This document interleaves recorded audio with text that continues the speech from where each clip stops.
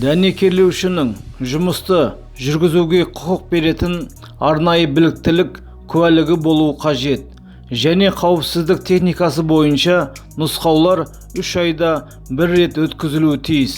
Жұмысты бастар алдында дәнекерлеуші арнайы брезенттік костюм, арнайы аяқ киім, диэлектрлік қолғап және қорғағыш маска кию керек.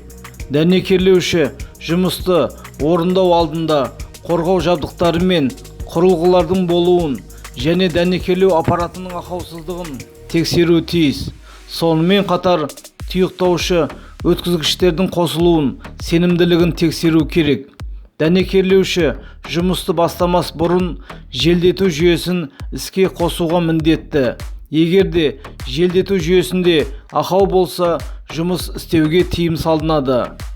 Дәнекерлеуші жұмысты бастамас бұрын барлық құрал бөлшектердің орнында болуын, артық заттардың болмауын және қосылыстардың беріктігін, кабельдің ақаусыздығын, орамның бүтіндігін, штепсельді айырудың ақаусыздығын, сыртқы қораптың бейтараптандыру бөлігінің, шөтка ұстағыштың, тұтқаның және қорғау қабатының ақаусыздығын, өшіргіштің, яғни рубильниктің жұмысының сенімділігін тексеру қажет. Жалпы өндірістік орындардағы дәнекерлеу орнын тасымалы қорғағыштар мен немесе қалқаншалармен кем дегенде 3 жағынан қоршалуы тиіс. Электр жабдықтарында ақауларды анықтаса, электромонтерді шақыруға міндетті. Ақауларды дәнекерлеуші өздігінен жөндеуге тыйым салынады. Дәнекерлеу жұмыстарын жүргізген кезде жабдықтардың тоқ жүретін бөлігінің қоршауын ашып жабуға немесе шешуге, дәнекерлеу қондырғысына жөндеу жүргізуге, өртке қауіпті заттарды 5 метр, ал тез тұтанатын жарылғыш заттардан 10 метрден жақын жерде дәнекерлеу жұмыстарын жүргізуге тыйым салынады.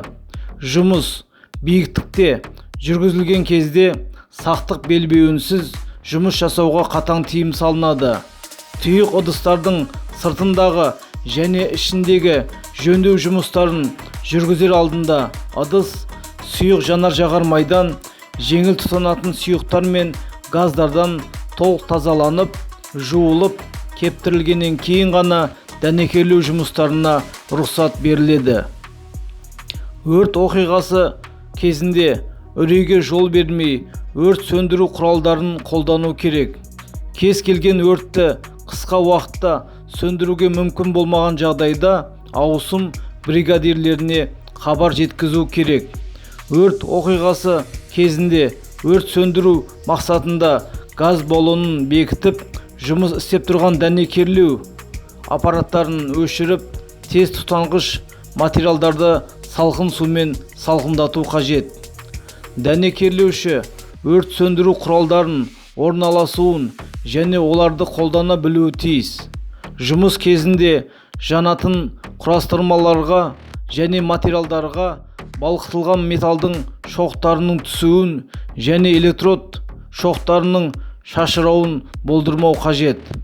Дәнекерлеу жұмыстары орнында электрод қалдықтарын сақтауға арналған арнайы металл жәшік болуы тиіс.